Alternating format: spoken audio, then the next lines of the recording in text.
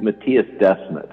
He's a psychologist. He's also a statistician. He's at the University of Ghent.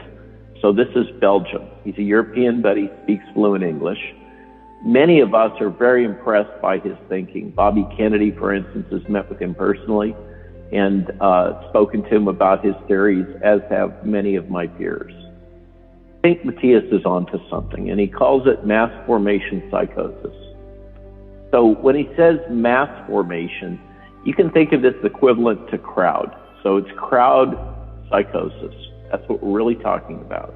There's easy ways to fix groupthink by just bringing in dissenting voices and making sure you give them platforms. With mass formation psychosis, this is like hypnosis. It really is hypnosis. This is what happened to the German people. If you live in Europe, or you are have a relative who's a Holocaust survivor, or also if you've lived behind the Soviet Union curtain, Eastern Europe, etc. This is a fundamental problem that people have, is understanding how can, for instance, the German people who are highly educated, very liberal in the classic sense, Western thinking people, how could they go so crazy, so deep into crazy land that they were doing what they did to the Jews? How could this happen to a civilized people?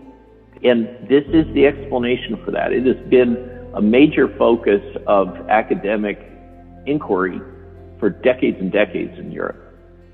So with what we're experiencing here, you have to have a set of preconditions. And walk with me back to, remember 2019? It seems like forever ago. The precursors for mass formation psychosis is you have to have a situation in which the population is decoupled from each other. They don't have social bonds. Everybody on their little cell phones and everything else, okay, where we're fragmented into our communities, Facebook communities and other things. Yes, they're tribes, but we're now in a situation where there's sub tribes. Everybody's fragmented. Nobody's feeling connected, okay? There's got to be a lack of sense making. The world has to somehow not make sense. What's happening in the world? It just seems to be overwhelming. Things don't make sense. Remember how we were all kind of thinking this back in 2019, and we had the elections and what was going on? Clearly there's big forces at work there and nothing made sense. This leads to free-floating anxiety, which is the source of the greatest psychological pain. And my wife, for example, experiences this all the time. Many people do. So for her, she has this chronic sense of anxiety. She wakes up in the middle of the night, suddenly alerted to something that she's been dreaming about. So this sense of free-floating anxiety, things don't make sense. We're no longer connected to each other. And we also have free-floating discontent, that things aren't right and I don't like it very much and I'm not sure where to put my finger on it. A lot of us had this feeling.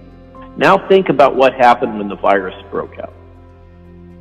The world obsessed over this virus.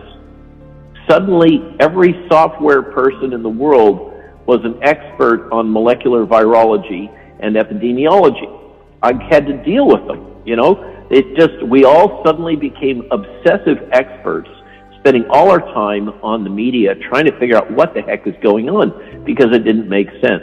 And we're trying to protect our children and everything else.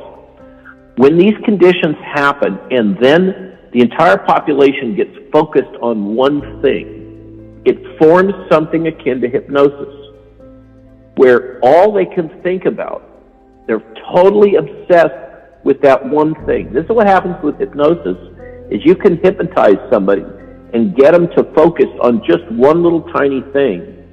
And you can do surgery on them. They won't feel it. This is a fundamental phenomena of the human mind, is this ability to become hypnotized by focusing all of your attention on one small thing. Once that happens, people lose their ability to have rational thought and judgment.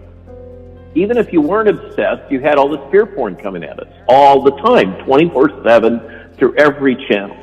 Now, was this intentional, or was it just selling clicks there's a lot of signs that there was an intentional component here. That we're sitting in a situation in which we have been actively managed psychologically by some entity that has financial benefit or power to gain from doing this. This gets to the point about global totalitarianism. But regarding mass formation psychosis, once this happens, there's two key things. Everybody gets focused. They have this fusion of their discontent, this focus on a thing, and then leaders step in that seize this moment. And when they're identified as leaders or they're promoted as leaders, and the crowd can see no evil, they can hear no evil, they can speak no evil. And those leaders can say anything. It does not have to be true, and the crowd will believe it. Furthermore, with this kind of process, mass formation psychosis, that we saw in 1930s Germany, and we've seen in other situations, outside dissenters, anybody who says something that is contrary to the narrative must be attacked. These situations must have a common enemy. This was well described in the 1984 book of George Orwell, where there was this constant threat of the Eurasian forces. They were nebulous. One never really knew where they were or if they were going to attack, but they were always used to drive fear in the crowd. So this crowd now that's formed has central leaders that are lying to them all the time, like Tony Fauci. And as you see, there's a narrow world in which those people that have been hypnotized in this way, you can tell them until you're blue in the face what the data are, what the facts are. You can show them video clips of Tony Fauci lying. It doesn't matter. I was in Tampa the other day, and a physician asking questions came up in the line, brokenhearted. She has many other physicians and medical professionals in her family, and she's disaffected from all of them. And she said, it doesn't matter how much information I provide to them, how many papers I provide to them, what data I provide to them, they can't hear it. And it's true. They literally can't. They are hypnotized.